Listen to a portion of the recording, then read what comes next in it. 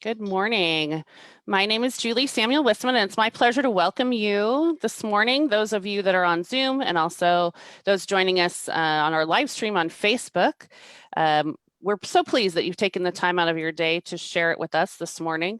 We feel like the human experience is better when it's shared, and we're just awfully glad to be able to keep our community going, even though times are difficult and we miss seeing each other in person.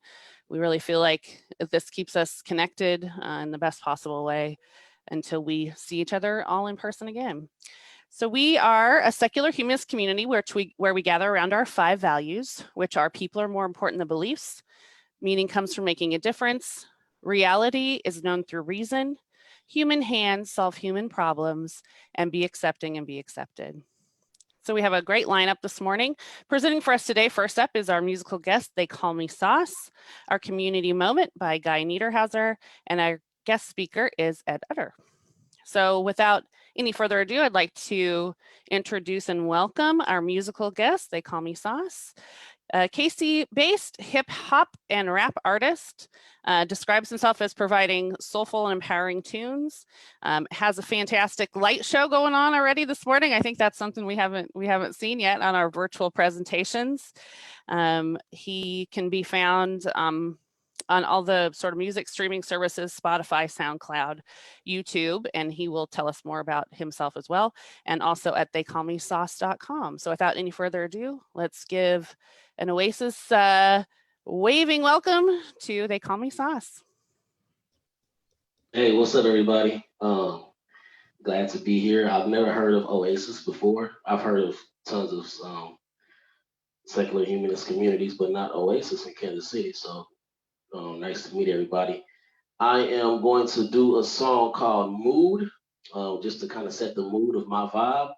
And then I'm gonna, before my next song, I'm gonna talk real quick about some other things that I do around Kansas City and the region, etc. And then I'm gonna do a song called Kansas City Food, where I'm naming all these great food locations that I'm trying to take a young lady out on a date. Some of my favorite Kansas City restaurants, and I'm pretty sure you guys have probably ate a lot. So this is Mood right here.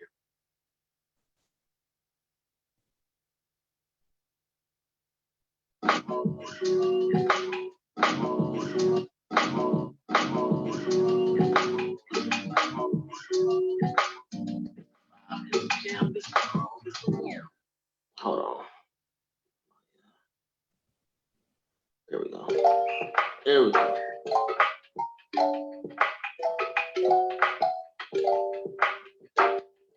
Okay.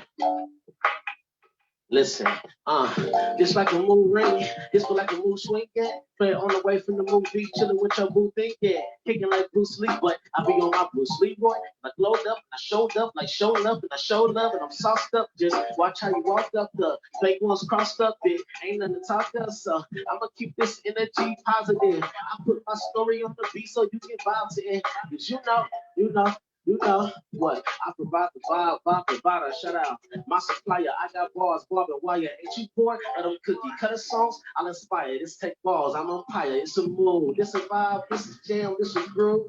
Yeah, this a vibe. This is jam. This a groove. It's a mood. It's a mood, yeah, it's a mood, yeah, it's a mood. One more time, look. Said this a vibe, this is jam, this a groove, and I'm a vibe, I'm a jam, you gon' groove. It's a mood, yeah, it's a mood, yeah, it's a mood, yeah, it's a mood. Now, how the hell y'all don't feel this? Yeah, I got you stuck off the realness. Yeah, and tell me why you ain't dancing. Yeah, when everybody else jamming. Hey, and you must be lying. Yeah, if you say you can't vibe with us, hey, we make the whole place groove. We set the mood.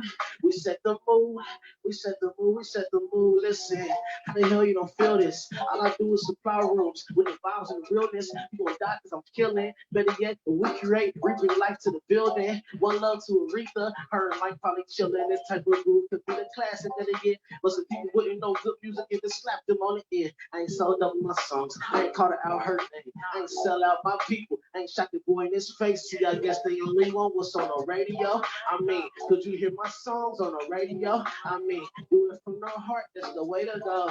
Hey, don't ride that wave, boy. Create your own. Cause you know what? I provide the vibe, I provide a shout out. My supplier, I got barbed wire. Ain't you bored of them cookie cutter songs? I'll inspire. This take balls. I'm on fire. It's a mood. This a vibe. This a jam. This a groove. Yeah, this a vibe. This a jam. This a groove. It's a mood. Yeah, it's a mood. Yeah, it's a mood. Yeah, it's a mood. One more time, look. Say this a vibe. This is jam. This a groove. And I'm a vibe. You gon' jam. You gon' groove. It's a mood. It's a mood. Yeah, it's a mood. It's a mood. Now, how the hell y'all don't feel this? I got you stuck off the realness. Tell me why you ain't dancing. Yeah, when everybody else jamming. Hey, and you must be lying. If you say you can't vibe with us, yeah, we make Oasis groove. We set the mood. We set the mood. We set the mood. We set the mood. We set the mood. Mood.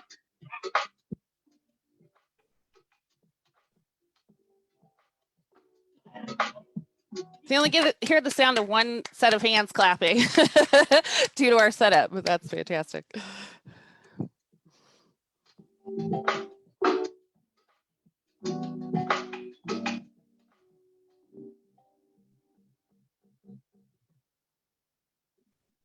All right, so that was Mood. Could y'all hear that good? Okay, cool. That was Mood, and I toured with a local band called New Black City. We played all around Kansas City, but we also played in Atlanta, Chicago, Alabama, a few other places around the nation. And we are a jazz, hip hop, soul, and R&B collective. We have two MCs, a keyboard player, saxophone player, and a lead singer. And Mood is one of our favorite ways to just kind of get the crowd active and get them used to kind of our vibe. So this next song I'm gonna do is called Kansas City Food. And like I was describing before, I'm gonna name a bunch of Kansas City locations. And I think y'all really like this one.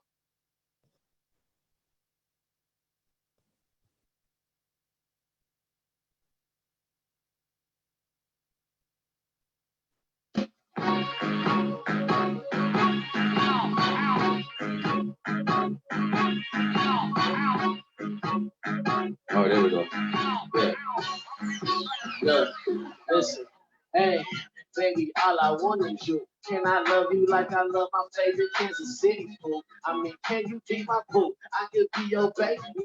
Reservations for two, trying to eat with you, love the things that you do, like the way you walk and talk, the clothes you wear. I like your nose, your lips, your hips, even your natural hair. And I know when we west the troops, they gonna stop and stare. But that's no biggie, I don't care. I'm a winner, got a Midwest baddie. Out with me for dinner, thank your mama and your daddy. They must be the realest, made a smarty and a cutie. I'm your doctor, you the illest, you want seconds, I can feel it. That dessert is delicious. I know the owner of Magnolias. She can chef us up. Can't do like it the American. Oh, you fancy, huh? If not, get some fish. Take your pick, that's cool with me. Charlie D's, Cousins Cat, Mad Jack, Luffy's. After that, Ward Parkway for the movies. Cause they got the cool seats. Stop playing, choose me. Can I pick you up and go to breakfast sometimes? I'm talking leaf season, beach tree for lunchtime. Now Monday night, hit the juke house on the vine. I show you off cause you fine, baby. All I want is you. I can take you to the dopest spot on West Point. If you like smoothies, Ruby jeans got the best ones. Get some Jamaican if you let me hit the plaza. All the legends, as long as I make your presence. I said I can hit your place around 8. Let's make it a day. I don't come to play. You ain't wait. Let's get you a plate. Pull up to Paseo, the best barbecue you ever ate. You ain't never met him. I'll introduce you to Ali Gates. Baby, we'll see. Take it rich. Chanel Monet or pop up. Pop in like I'm KC. It's pop because I got ya. The hip hop slide games like the fat on the front of a way. Jerk tilapia and some plantains. If we amazing. Let me persuade you, girl. If you just wanna chill, then that's cool with me. Netflix and sandwiches from M&M Bakery. call Joyce Brown. She can cater if you special sweet tea, soul food, baby. I'm just trying to bless you when my granny come in town. We'll do Sunday dinner, dress as risky as you like. I don't care, I'm a winner. I'll pull out my tux and be smooth to the nines. I don't need a meal, you're my favorite food of all time. Now after that, Ward Parkway for the movies, cause they got the cool seats. Stop playing, choose me. Now, can I pick you up and go to breakfast sometimes? I'm talking East season, beach trip for lunchtime. Now Monday night, hit the juke house on the vine. I show you off cause you fine, baby. All I want is you. I can take you to the dopest spot on Westport. If you like smoothies, Ruby Jeans got the best ones. Get some Jamaican if you let me hit the plaza. All the legends, as long as I'm in your presence, baby. All I want is you. Yeah. I love it. That was awesome. That was awesome. Everybody in the chat is now telling us how hungry they are. So, yeah, everybody's like, okay, where can I get food delivered from as soon as Oasis is over today? That was awesome, Sauce. Thank you so much. Oh, love it. Love it. Okay. Before we get going with our community moment, there are a couple of announcements we'd like to make. First up, Rusty Jones has his birthday coming up on the 11th. And then on a sort of on the medical front, Connie Arnold reported a few days ago that her husband Don had had a heart attack and had to have a stent placed at the VA, but he is at home recovering. So let's do what we can to keep reaching out to them, maybe via Facebook message, and just keep them in your thoughts as Don is recovering at home. But the prognosis is good at this point. So we'll go ahead and move on. We'll have some announcements later in the program as well. But for now, it is my pleasure to introduce Guy Niederhauser, dog dad to Murph, who we saw earlier. Maybe he'll get on camera again. He looked a little camera shy. I don't know where he went now. All right. Board member extraordinaire. I came up with your own your introduction. Sure. Board member extraordinaire that I'm privileged to serve with here at Kansas City Oasis, and a general all-around great guy with a capital G. Let's give it up for Guy Niederhauser. All right. Right. So today, hello everybody. Hello. Good morning. Good morning. I'm usually doing the MC deal. I offered to throw in a community moment if ever we needed one. I was asked to get one together in the last couple of days, and I've had this idea kind of knocking around in my head, and so these are the thoughts that came together. So today I wanted to talk about the current conversations happening here in Kansas City and around the country, sparked in the wake of the murder of George Floyd, around the calls to defund police and reform police departments. First, let me say, I don't know anything about anything. I'm only here to bring ideas to the table that others might not have heard of yet, and to maybe begin or continue this conversation amongst our community here at Oasis. I hope you all know my heart and my intentions well enough at this point to give me grace and the benefit of the doubt. Should anything I say here today come off poorly or be ill-informed or ill-advised. I welcome your thoughts afterwards, and I hope that we're able to continue this conversations after today. So I know I've learned a lot about the origins of policing in the United States in just the last few months, things that I can guarantee I was never taught in any public school in Missouri. And I wanted to start with a quick outline of just a few of the seminal elements of this history.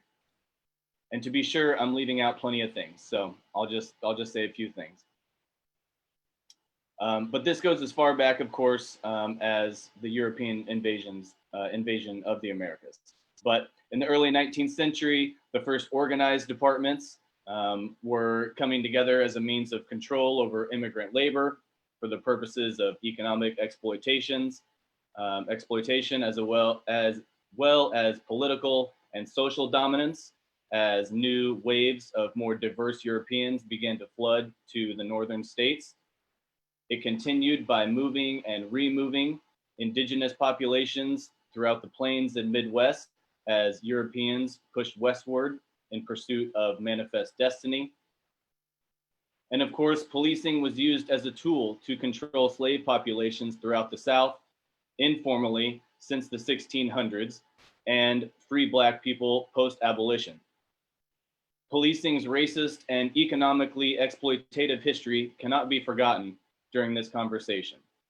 It is undoubtedly a system designed to enforce the status of those with power and to wrangle those without.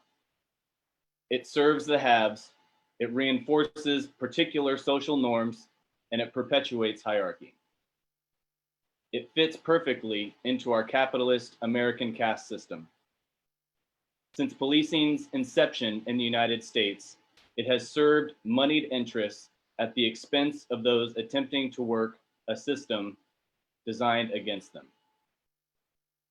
Now, while some do indeed wish to abolish police completely, the now ubiquitous rally cry of defund the police, as many have explained, involves much more nuance than simply jettisoning police forces altogether.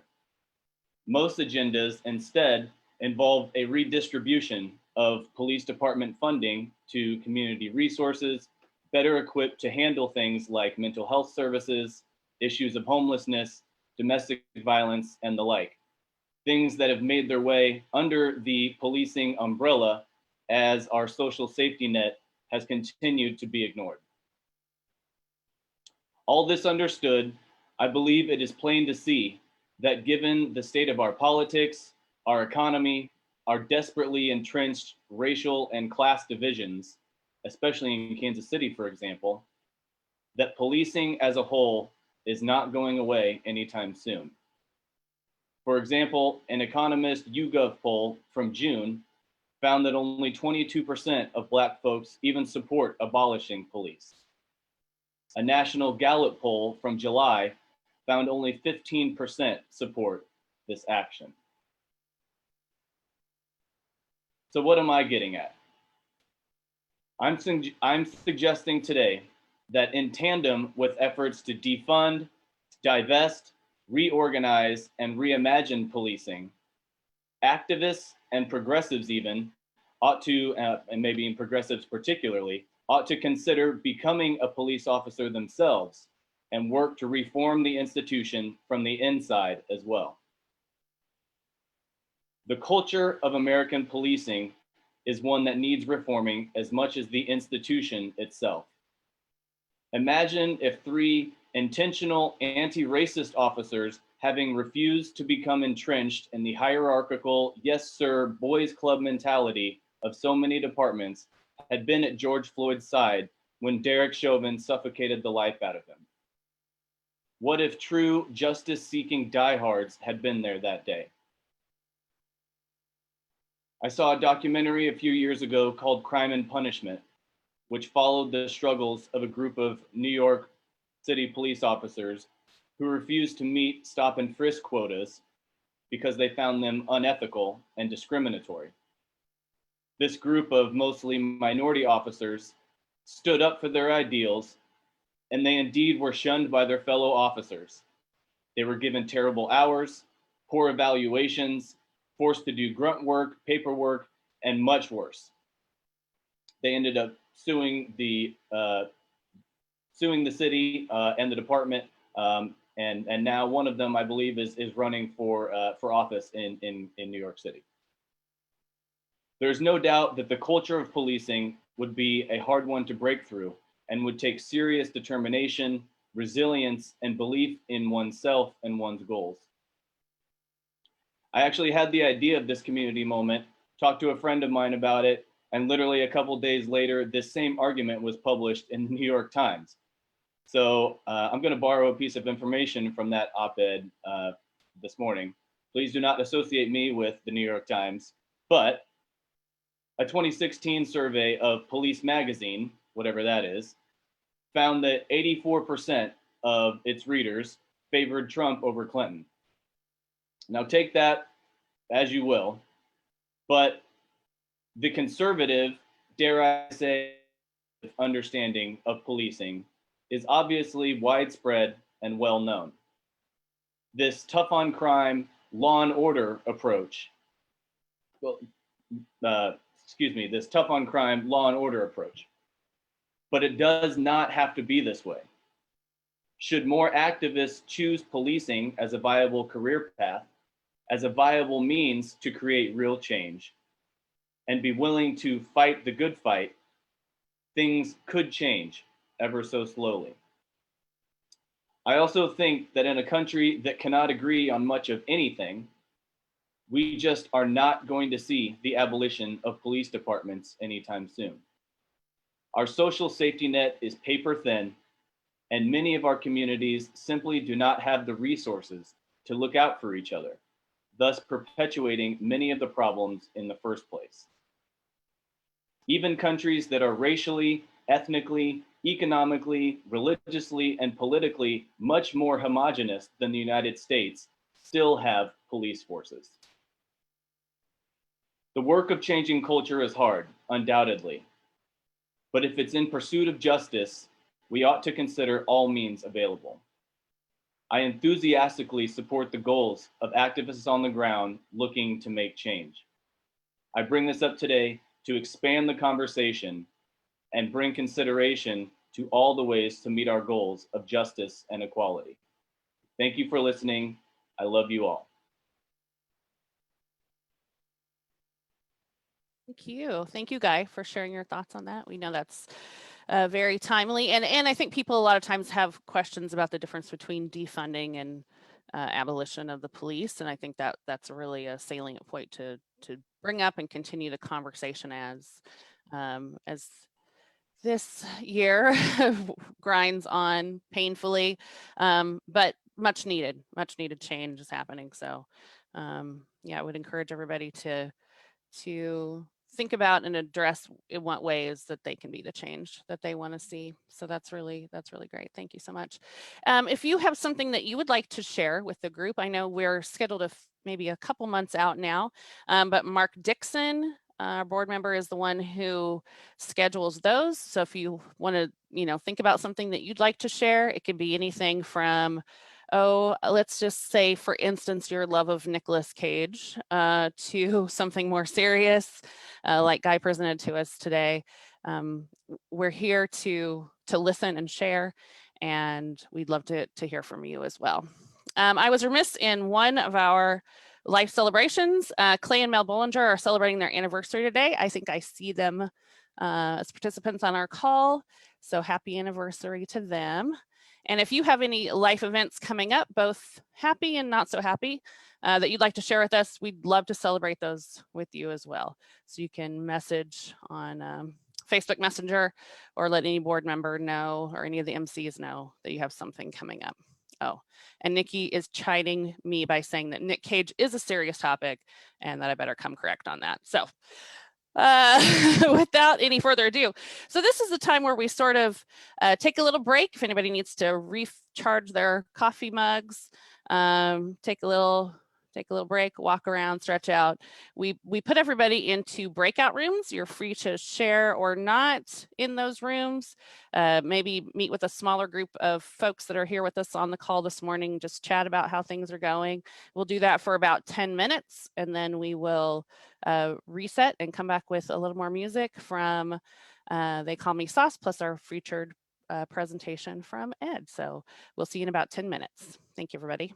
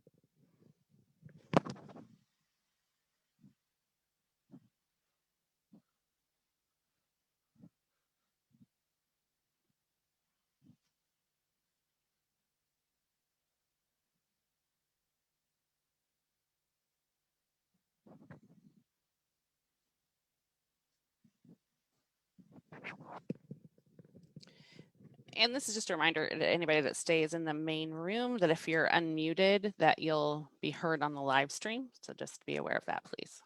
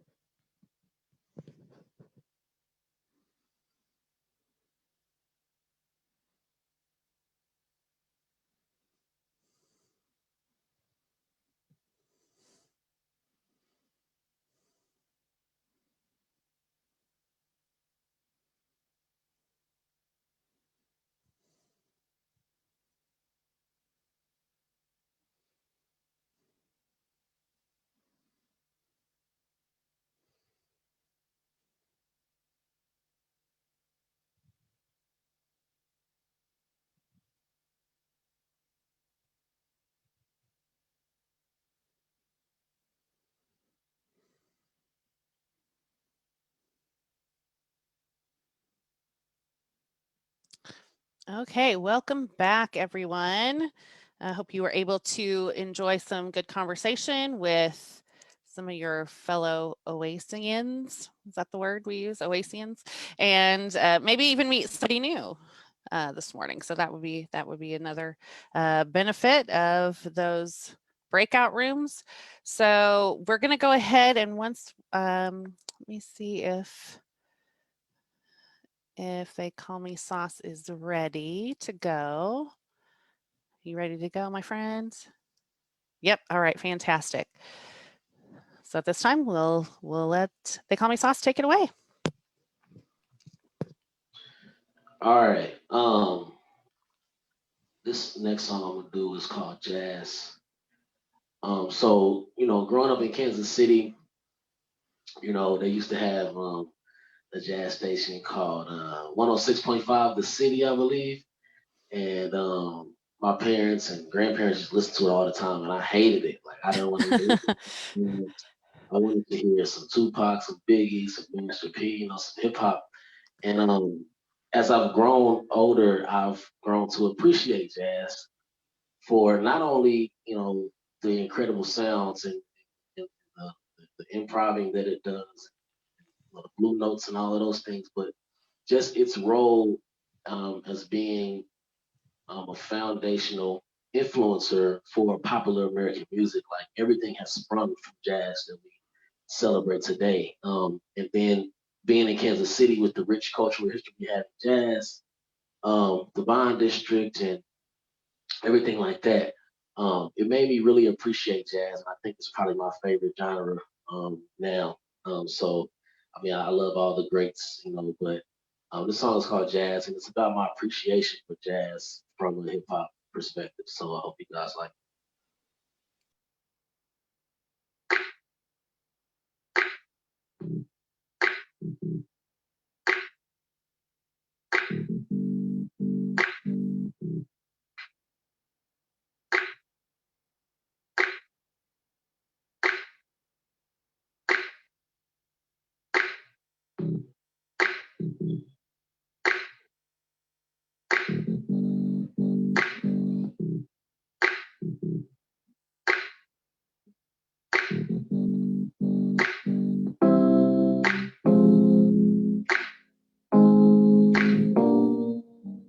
Jazz. Yeah. Listen, look, I'm trapped in a time machine, all jazzed out. And my babe love, and she classed out. You'll never ever catch her with her ass out. Good brother Scott wasn't a I'm a king, this that food for your soul. I propose a toast for everyone that's jelly, cause I'm cooking and they smell me on. Bon appetit, my appetite for truth. Maybe opposite petite, opposition obsolete. Check the evidence, this is black excellence. Oh, you ain't know Charlie Parker from my residence. Miles Davis, Dizzy Duke, Ellington, mix it with some activism. And rap a little, you can say it's heaven sent, like manna girl. And you can go and play this for your nana girl. I bet she like it. You gotta be smooth to get next to us. Catch me eating good at a jazz restaurant. Jazz, yeah. Look, I said I love hip hop, but I never heard anything like jazz. Yeah. And I love rock and roll, but you know it got its roots in jazz. Yeah, yeah, yeah. And I love R&B, but it ain't got nothing on jazz. Jazz, yeah. All my life, I just wanted to be smooth as jazz. Listen, I should have been born somewhere in the 20s, the Harlem Renaissance. We should have been apart, but now we years apart. It's like a girl I used to love, and I'm missing her. And she loves strong, like the sounds of a trumpet being played all night long. Louis Armstrong, that Satchmo, that smooth cool. I'm like Ray trying to start a boom, boom, room. Ella Fitzgerald singing with a bunch of pretty girls wearing pearls with their rings in, and a bunch of faithful husbands. Some singles that's gonna mingle, some poets and some writers. You know that we gonna bring it. Some artists and dancers, and it feels like it was reborn in the 60s with the Panthers. You know we got them thinkers who redesigned our image and gave us new vision. And they probably did it all while listening to jazz. Yeah, yeah. I said I love hip hop, but I never heard anything like jazz. No, no, no. And I love rock and roll, but you know it got its roots in jazz. Yeah, yeah, yeah. And I love R&B, but it ain't got nothing on jazz. Jazz. Yeah, cause all my life I just wanted to be smooth as jazz. Yeah, yeah. Look, said all my life I just wanted to be smooth as jazz. Yeah, yeah, yeah. Said all my life, yeah. All my life, yeah. All my life, yeah. All my life, yeah. All my life, yeah. All my life, jazz. Yeah.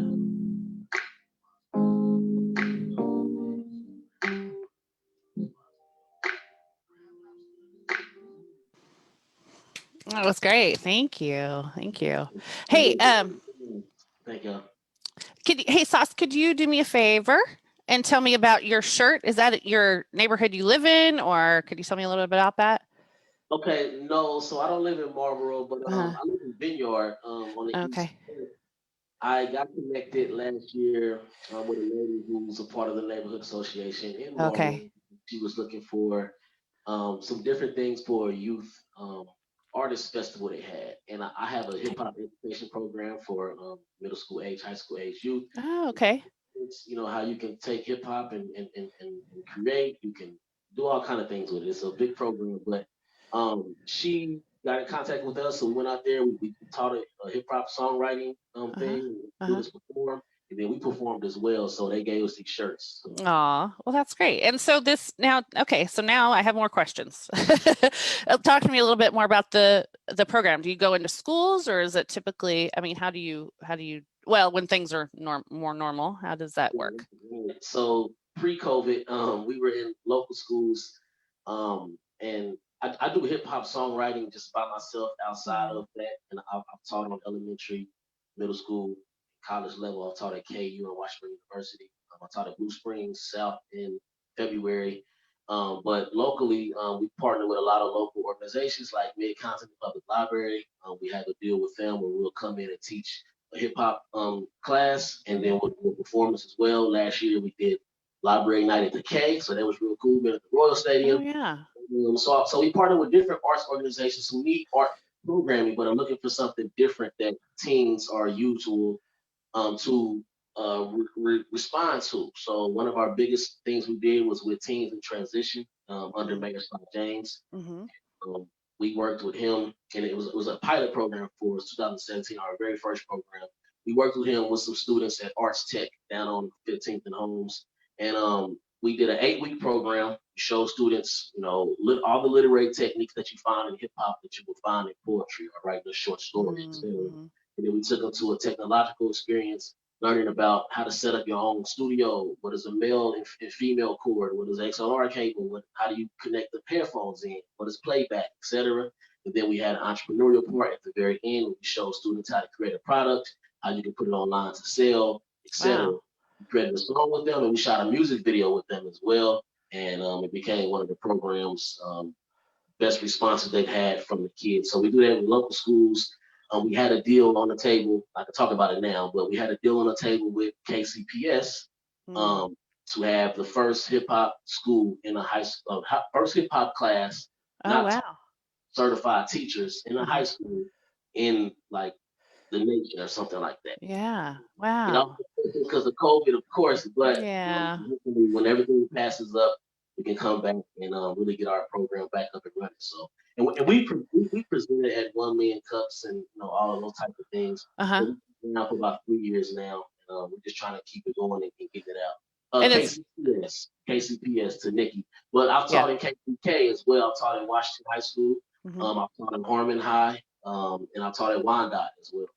Yeah. And is there a name to the program? Yeah, it's called We Are Rap. We Are Rap. Yeah, We Are Rap. Uh-huh. The rap is RAP. Okay. It's an acronym for real and positive, so you can look that up. Oh, okay. RAP, and that'll come up as well. Oh, I'm so glad I asked you about your T-shirt. That was fascinating. I'm so glad we got to hear that part. That was awesome. Wow. Yeah. Thank you so much for sharing that. And I'm glad I was a little nosy. So yay me. So we're looking forward to your final performance here at the end of our program. And thank you so much for sharing what great things you're bringing to the youth of our community, because the creative outlet, man, it can change so much for kids. The arts are so important. So thank you for that. Okay. Woo! All right, I got carried away by what you were telling me. So what am I supposed to be doing? Oh, well, yeah, no, I know. I'm supposed to be introducing our featured speaker. So it's my pleasure to introduce Ed Utter. A little bit about what they will be presenting to us. Wire wrap jewelry is popular the world over and represents one of the oldest traditions in handmade jewelry making. While tools and materials can be exceedingly expensive, Mix Jeweler will demonstrate that with little to no experience and a bare minimum of material and tools, you can learn and master the basics. This demo focuses on low-budget jeweling, wire wrapping, and the use of fundamental tools and techniques to create elegant expressions of beauty, love, or how rad metal looks when you make it all curly and stuff. Mix Jeweler has been creating jewelry for 3 years and officially opened their shop a little over a year ago. While they've been on a posting hiatus during this time of unrest, they continue to create absurd and wonderful things from their apartment in Ann Arbor, Michigan. And you can view their works online at all one word, mxjeweler.com. So without any further ado, let me welcome Ed. Thank you so much. So I decided to try and get the second camera set up again because it did go 20 or 30 minutes before it overheated when I was testing it earlier, which should be enough time. So if you see there's another video in chat now, Mix Jeweler, if you want to follow along with what I'm doing instead of watching my face while I talk, I would right click on that and pin video so that it is full screen. I'm going to do that so that I can see what I'm doing also. Okay, there we go. So hi, I'm Ed, or Mix Jeweler, and I'm going to be doing, as was just introduced, a brief sort of demo on wire-wrapped jewelry and kind of how to get started with it. I've got this really crazy workbench with all sorts of really neat tools because I do all kinds of stuff. I don't just do wire wrap. I do a little bit with inlaid rings. I cut and facet my own gems from rough. Sometimes I get up to everything, but today I want to focus on bare basics and getting started because I think it's really neat and it's a cool thing you can do for not a lot of money. Makes a great gift. People love it. And it's just fun. And sometimes that's important too. So to start with tools, you're going to want 3 at a minimum. You're going to want a set of round nose pliers, which you'll see getting a lot of use in this demo. You're going to want a regular set of pliers, which there is definitely a name for, but I'm calling them a regular set of pliers because that's what I know of. And then you're going to want a set of snips of some sort. Ideally, you'll have a set of flush cutters, which are slightly better for getting into small spaces, but I'm going to be using the exact same 3 tools I got when I started. I think this was like $10 for these 3, so not a huge investment. Before I go into my demo, I do want to show you some examples of what we'll be looking at and talking about today.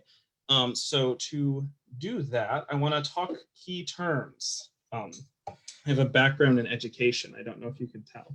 So starting with this piece here, and we'll see if I can get that lined up right. There we go. So on the one side, maybe turn it this way. Yeah, there we go. On this side, we have a weave, and on this side, we have a braid. If you've ever done hair, you'll know that, but if you haven't, you might not. So if I talk about weaves or braids, that's what I'm talking about. Some examples of jewelry that I've done that include weaves or woven wire. It'd be like this guy or this friend. I personify literally everything I work with compulsively. It's fine. Definitely doesn't mean anything. Another thing you'll see me talking about is making spirals, and specifically, you see these a lot. We have open spirals. Let's see if I can get that camera to focus.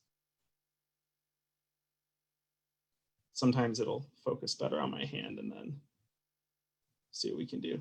Well, at least you'll be able to get an idea here. So we've got an open spiral here, there it goes, and then we've got a closed spiral here. When I first started learning how to do wire wrapping, everyone on YouTube, which is where I learned because internet, made a really big deal out of like closed spirals being harder and really like a sign that you really know what you're doing. It's not that much harder. I'll kind of show you how to do both. They both look cool and they both have their place. But what I will talk about a little bit today, thank you all so much, by the way. What I will talk about a little bit today is sort of where all these come from, right? Because these little spirally things that you see on a lot of wire wrap jewelry are actually highly functional. They're a way of tucking the wire in on itself so you don't poke your hand or neck or whatever when you're wearing the jewelry. Now, you get further into this hobby, you start playing around with it some more, you'll probably eventually invest in some metal files, which are another way of making sure you don't poke yourself on little bits of wire. But that's kind of where that comes from. Most of these artistic flourishes are really, really functional. So, all that being said, I'm going to focus today on creating a simple pendant with a tumbled stone. I went back and forth on this. I also do a lot of stuff with beads. You'll see an example of an earring prototype here. If I can get it to focus again. There it goes. That's just a single bead and some copper wire. But tumbled stones are a little bit more challenging to work with because you have to figure out how to hold them in place, right? That's what all the little cinches and twirls and everything are for, to keep them from falling out. Here's an example. Those woven ones are examples too, but for non-woven, like we'll be doing today, here's an example of a tumbled piece of malachite, which is kind of cinched in place with some copper. And then purple moss agate, also in copper. And we'll be doing a piece kind of more like this with a different shaped stone. There are a lot of different solutions to this problem. Really, it's an act of problem solving, right? So one of the most common ones you'll see are these little cages. They're cute. I am actually not a big fan of them, and I will explain why. So you can buy wire in different gauges. If you're unfamiliar, gauge is just the wire thickness. The smaller the number, the thicker the wire. You actually need to make these from either very thick wire or from wire that you've treated and hardened, because as you can see here, if you grab this and put any amount of pressure on it at all, it's dead, right? The stone's gonna fall right out. When I first started making jewelry, I was making jewelry for people with kids, people working in the service industry, these sorts of things. And so I had a lot of, I gave a lot of thought to making sure that the pieces didn't just sort of crumple as soon as they were touched. So we're going to be doing something a little bit more like I did on this stone here with this piece of fuchsite. And I'm just going to walk you through my thought process. My jewelry style, my jewelry methodology is very kind of like Bob Ross. I know the fundamentals really well, and I just sort of build naturally as things progress, whatever makes the most sense to me. But that's not everyone's style. And you have to learn the fundamentals to do that, which for me, because it is my style, meant trying a whole bunch of times and then throwing everything out, right? If you're going to do that, and if you want to pick up a hobby like this, you probably are going to do that to some extent, buy the cheapest wire you can, buy a few tumbled rocks, or tumble a few rocks, or just grab a few rocks from the yard and wrap them over and over and over again until you start to figure it out. Because what I'm going to do is going to, even as I slow down to show you, probably go pretty quick. I didn't start this fast, right? So copper wire is a great wire to work with because it's cheap. It's really easy to find. It's very pretty. The obvious downside of copper wire, if it's in constant contact with your skin, it leaves a nice little green mark. This can be solved by occasionally applying odor-free nail polish to the piece, if that's something that you care about. I don't, I just have the little green marks and it's fine, but a lot of people do, and that's also fine. I just cut a length of wire. How did I decide how big to make it? I made it too big and I winged it because I didn't feel like measuring it out, because this isn't a design that I have done in advance. But if your style is more suitable for planning things out in advance, and for some pieces I do plan them out in advance, get a sketchbook, get a pencil, trace your stone from a couple different angles, draw out some ideas, figure out what's going to be the best way to create what you want to create. Now, we're going to do a little problem solving together. So I've got this piece of fuchsite here, which is really pretty. I'm showing it to the wrong camera because I'm a professional. There we go. And I'm going to try and figure out how I want to hold it. First thing I'm going to do is orient it. I think I want this to be the bottom, and I think I want this to be the face, the thing that's pointing outwards. I like that side better. I like the striations on the lines. That's my whole thought process, and that's what I'm going with.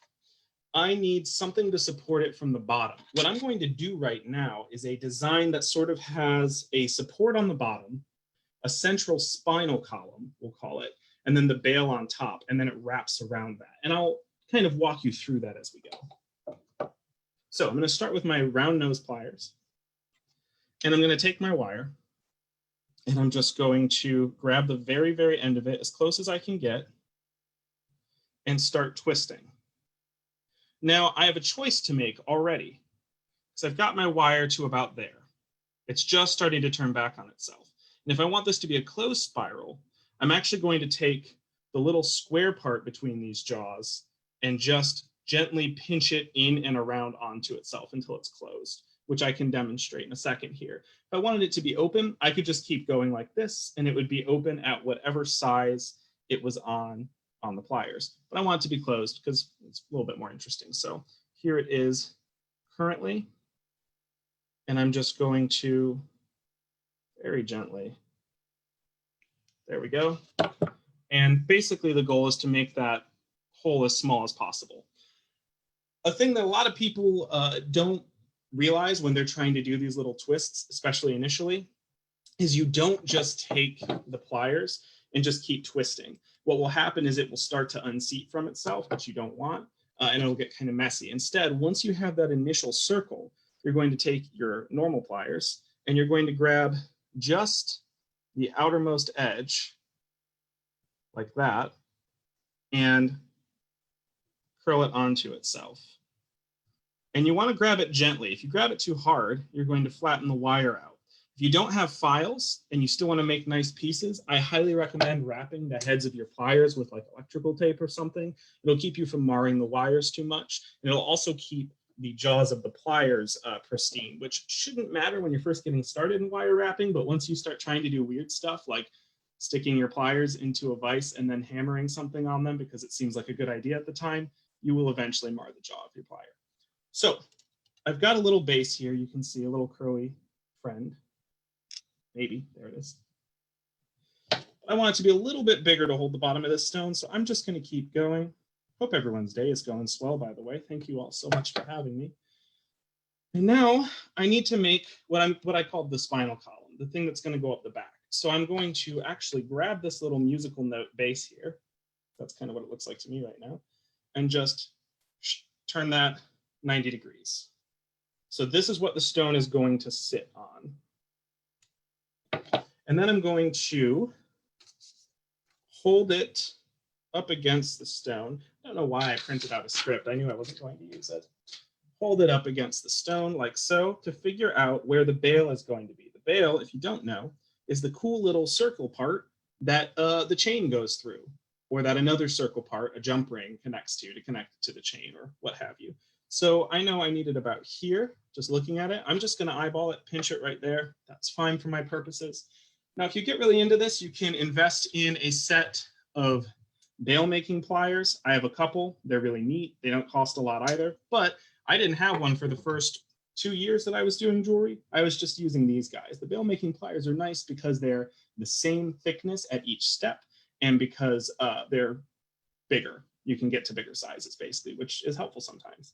But I'm just going to go near the base of this guy, like so. I know the wire's all over the place. Soon it will not be, I promise. And I'm going to curl it back like so. And now I've got a shape like that. So this is where the stone's going to sit. This is where the pendant would connect to the necklace up here. And this is what's going to keep it in place. This is going to provide our structural integrity while we wrap this guy. So how do we wrap this guy? Well, first things first, I don't like this single circle here. I'm actually going to go around a second time on the bail on this side. And then I'm going to go around a third time on the other side, just because I want it to look a little bit more substantial up there, because ultimately the piece is going to be a bit more substantial than that. So now we're looking at something a bit more like that. Okay, so I've got my stone. This is the part that's going to be hardest to show you, because the stone, until it's like in place, it's going to try to run away from me because it's not sure what I want to do yet. / because of how physics works, whichever you prefer. And see, I just realized a mistake I made. I made this too big. There's too much space between the bail and here. Very easy to fix though. I'm just going to take the whole bail and rock it down a little bit until it's the right size. No big deal. Lots of the coolest pieces I have ever made came from making terrible, terrible mistakes and then just running with them. In jewelry and in general in life. Actually, I want to bring that down even a little bit farther. There we go. Okay, so I'm going to actually just do this and then I'll show you what I've done. I'm going to bring the wire around, and now I'm not even using my pliers. You'll notice I'm just using my thumbs. I'm just sort of trying to hold the stone in place, pinch the wire, bring it around.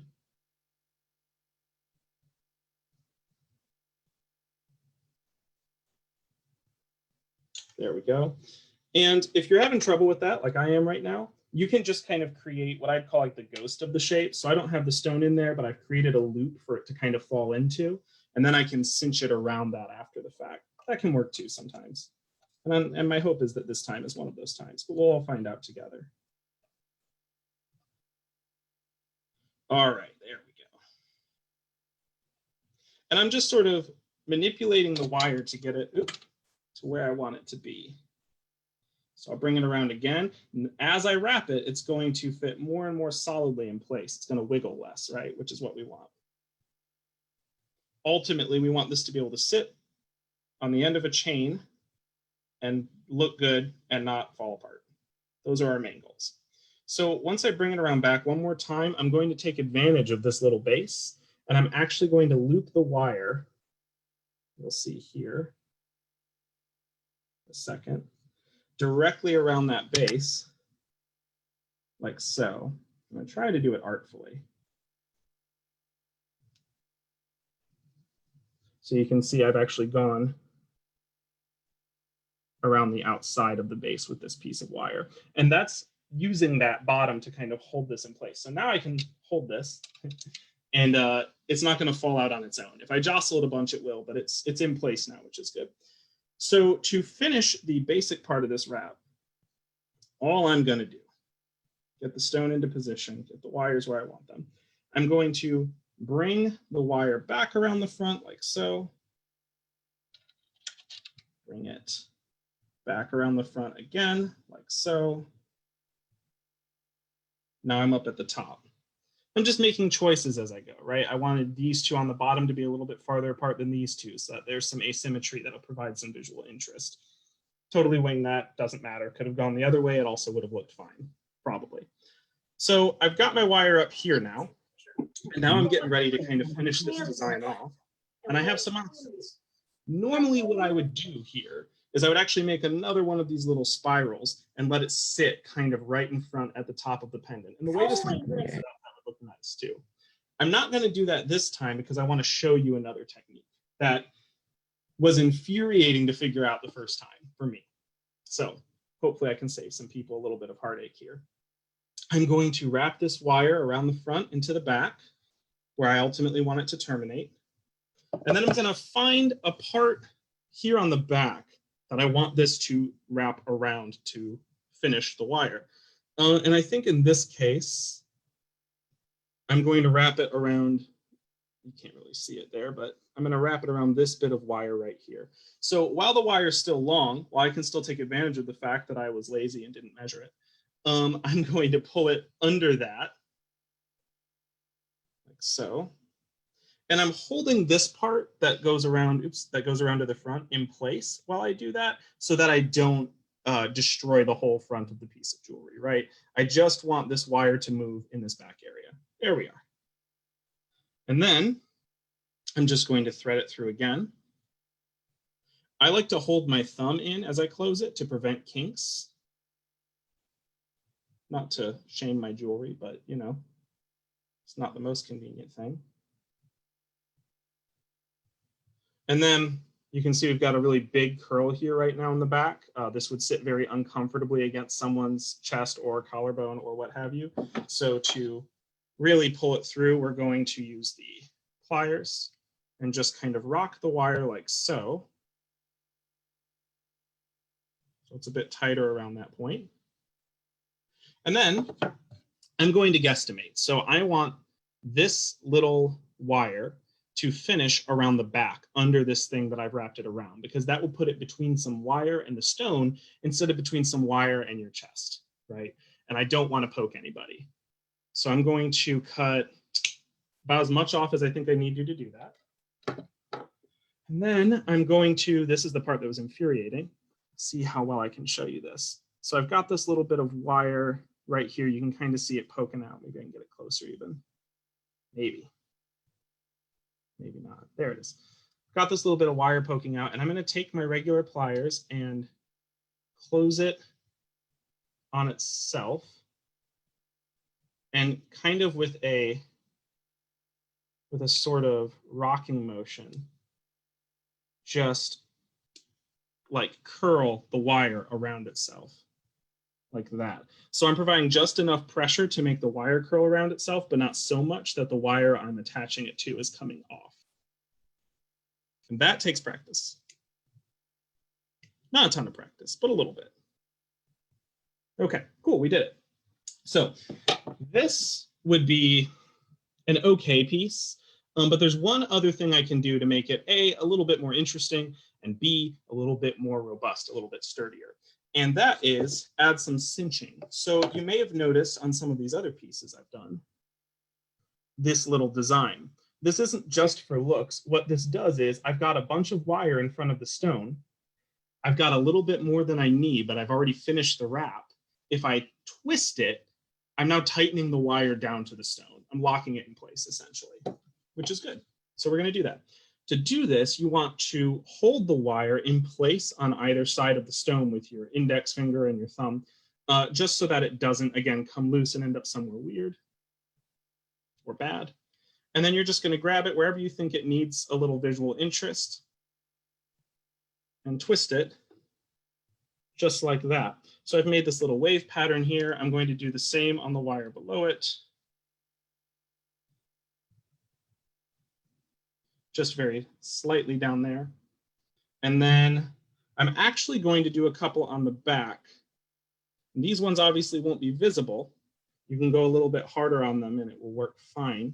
But the goal here again is to tighten this wire down to the stone so that it sits flush and it's okay. Finishing touches. We're going to move the bail in place, which I just did, and give it a look over. Here is the finished pendant using just those really basic techniques. I made a spiral as the base. I created a central column, looped the wire around my pliers, and then just sort of circled all the way down, all the way back up again, twisted the wire around itself, and used some cinching to tighten the stone in there. So now it's not going anywhere, which is great. Other things I could do at this point, if I wanted to make this a really nice piece, if this were something I was going to sell, which it probably isn't, I might do something more interesting with this stone than this basic wrap. I would polish it, right? There's a bunch of different ways to do that. If you're first getting started, bare basics is just file off things that are pointy and then take some denim or flannel and polish it by hand with mineral oil if you like. I end up using that a lot for stones that I cut myself in the final stage. But you can get some pretty intense polishing routines going, and that can end up being, as I found, the most involved and expensive part of the process for you, depending on how you go about making jewelry. I've got these little, oil with diamond dust suspended in it for polishing now. So you can get kind of outrageous. That, I think, is the demo, but I hope I left time for questions. Yeah. Woof. So fantastic. Okay, so I think we might have mentioned it in your in the introduction, but first question is how long you've been doing this? Yeah, 3 years or so, give or take. Only really seriously for the last year and a half, couple of years. And kind of how did you get in? I mean, what was the spark that made you think, oh, this is a thing I'm going to attempt? I do everything. I do everything is the problem. So I kind of backed into it, right? Like I was making people bath products because I like to take baths, and then I had all those essential oils around, so I started trying to make perfume, and then I needed a place to do that, so I thought about building a workbench and so on and so forth. My hobbies are very much if you give a mouse a cookie. They just sort of naturally build off of each other. But I've always really liked rocks. I used to collect rocks as a kid, and at some point I was like, you know, I could put wire on rocks and that'd look cool. That's literally as far as I thought into it. And now I have a store and a cool workbench, which I can actually show now. Okay, yeah, I changed up your video. There you go. And all the different colors with the colored, I know you said that was some polishing, so there are different colors. Is that just based on their composition, or? Yeah, it's how finely the diamond bits are, how fine the diamond bits are, right? It's the grit that goes all the way up to they're using the same grits as sandpaper, and it goes all the way up to 10,000 grit. Oh wow, okay. So yeah, so I like this next question because I had the same one. Can you show us your bracelet, please? Yes, I sure can. I will take it off and show you. Okay, this is an example of a much more complex piece I made. Wow. So I did all the rings myself. I ended up using a metal file to kind of square the rings. And then these are garnet, and I applied a faux patina using a solution of liver of sulfur. Oh, wow. Yeah, and this was just for me because I decided I wanted a new bracelet. That's the good thing about having a talent. Like, what am I in the mood to wear today? Let's, or that looks like it would have. Now, a piece like your bracelet, how long did that take? How labor intensive is that? 2 hours. Oh my gosh, it would have taken me months. We'd come back. Yeah, no, I mean, some of my more intensive pieces are like these guys, right? And this is like an hour and a half. I have this down to now if I want to make one in this style. Wow. Yeah, that weaving seems to be really intricate. I think that would take do you do that kind of in advance ahead of putting the stone in? Yeah, I do. So what I'll do is I'll measure out my wire to kind of fit the circumference of the stone. As you notice, most of the time with these weaves, I go around the outside of the stone first.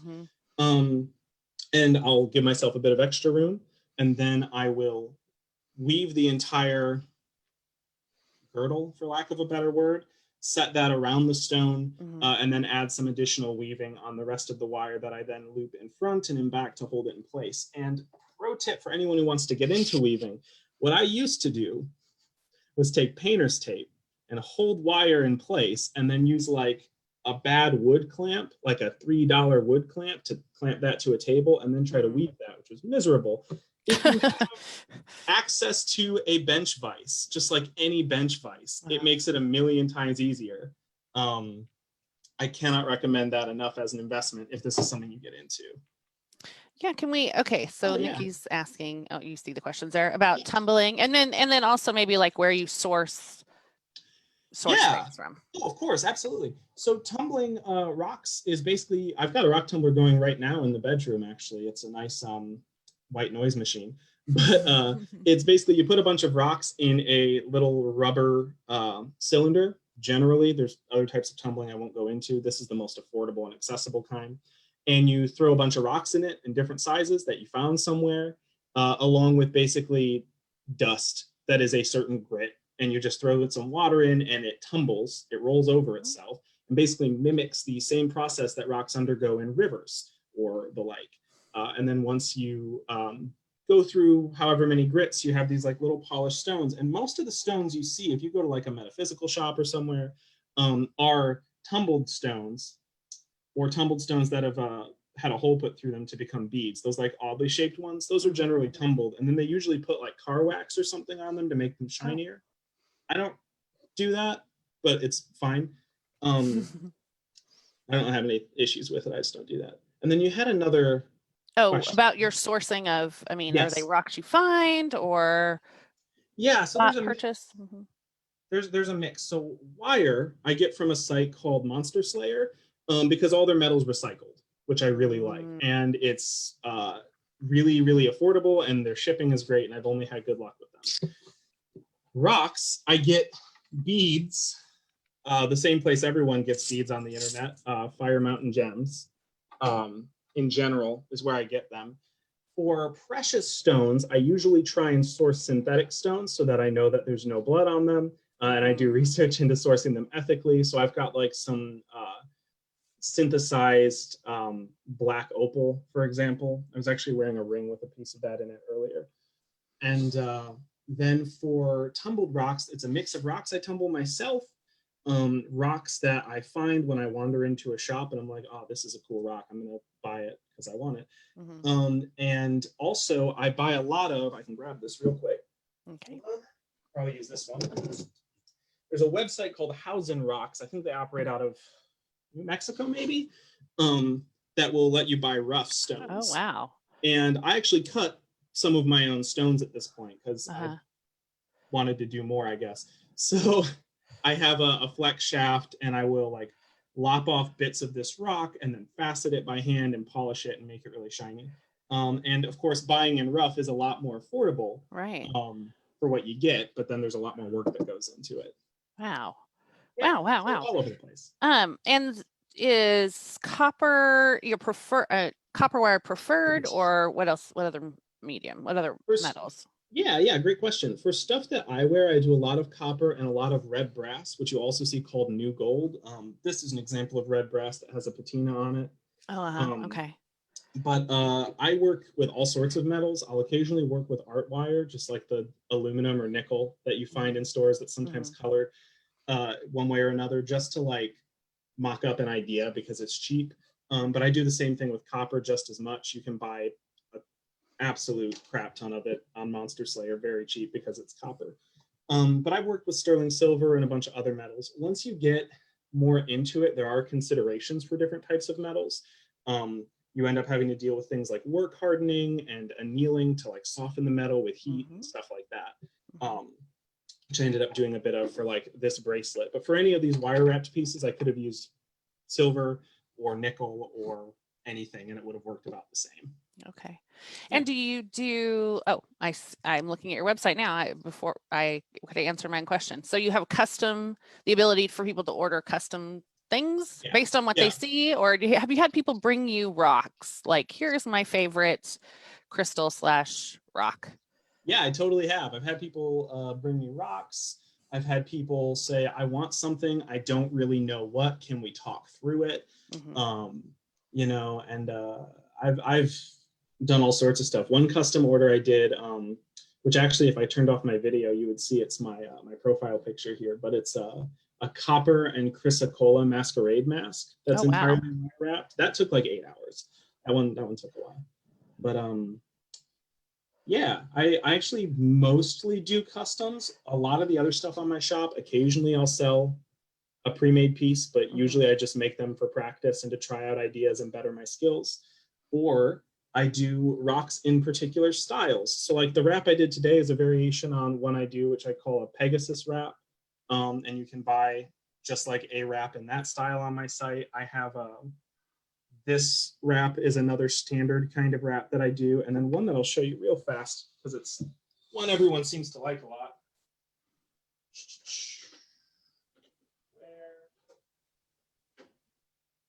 I can figure out, there it is.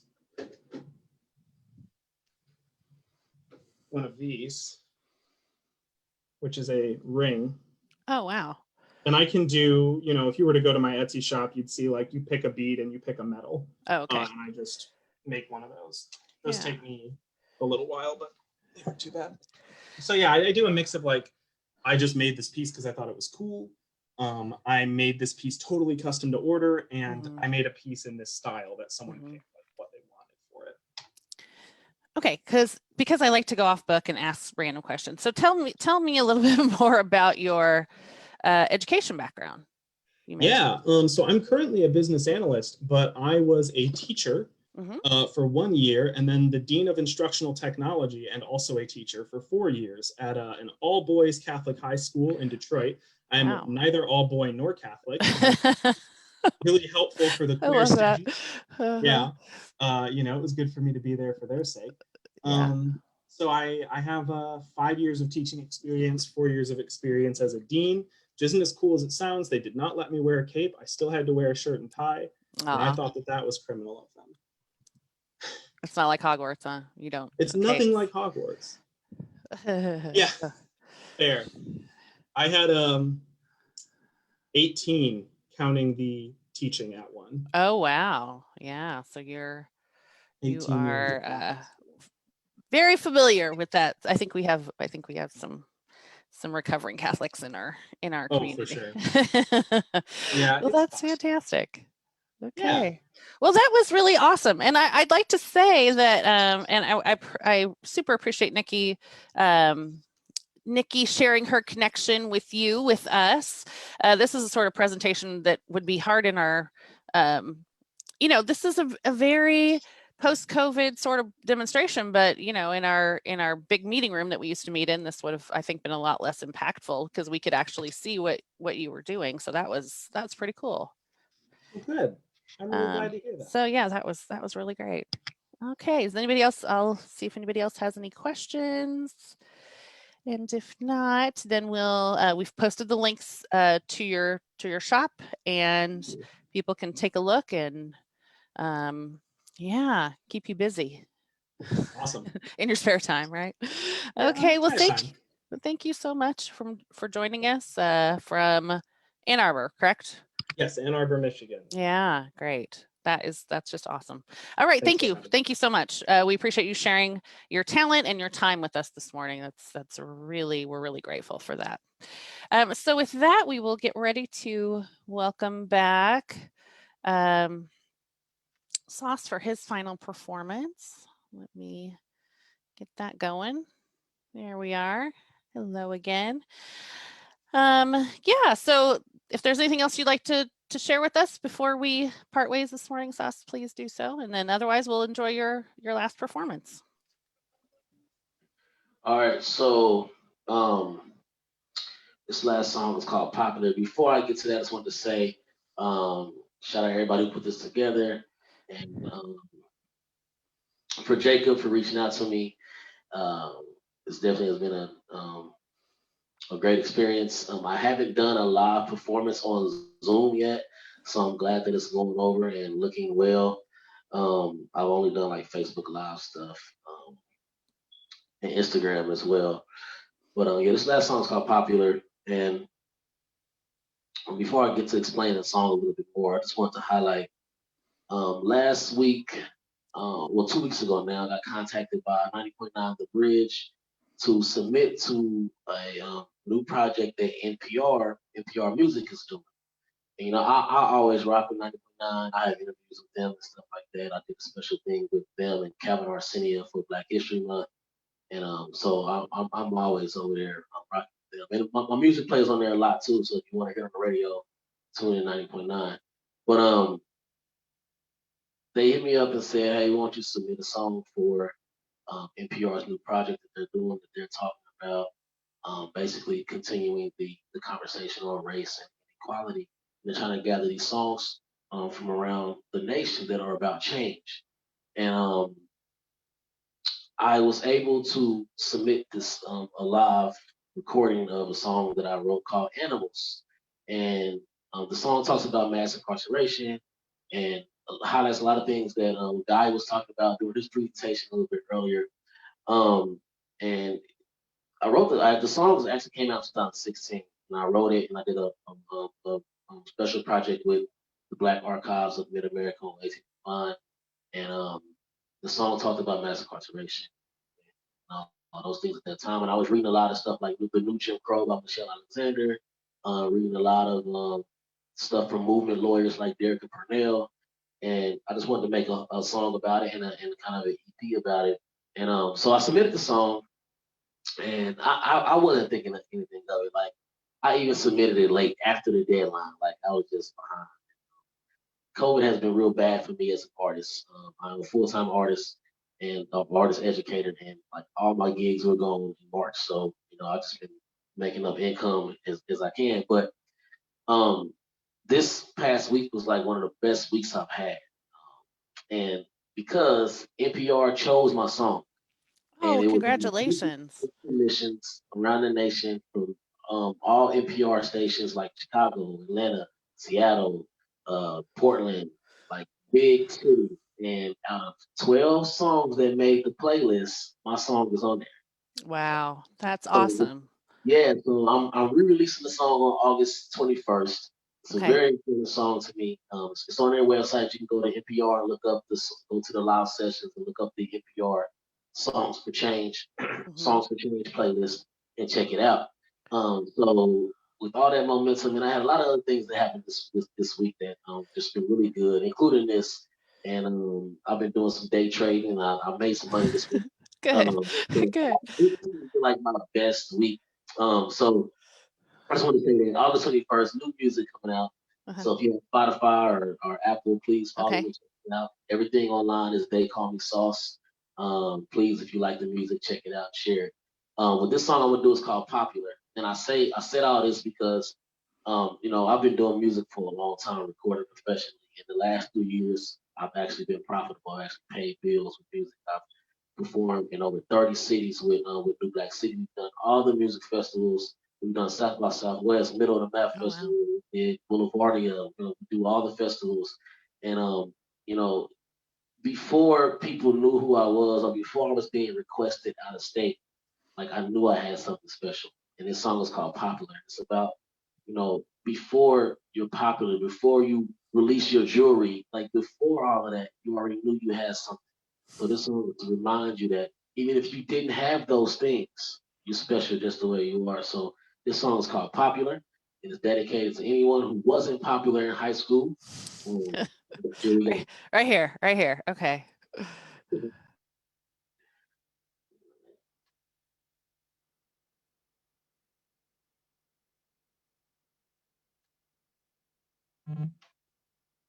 Here we go.